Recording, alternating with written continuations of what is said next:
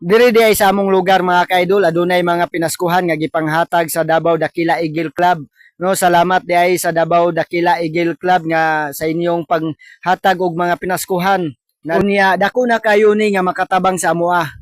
Ug nalingaw ug nalipay di ay mi sa daghang mga dula nga ilang gipanghimo.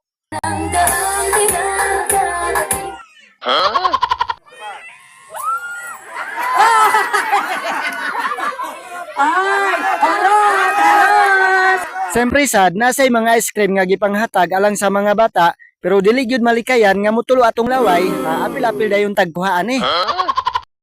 Unya, pagkahuman og kuha og ice cream, padaplin dayon taani maminaw og kanta.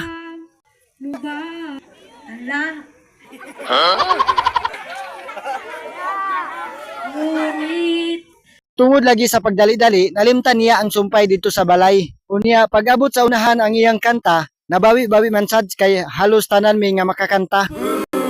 Nandito ako, umibig sa'yo, kahit na nagdurugo ang puso.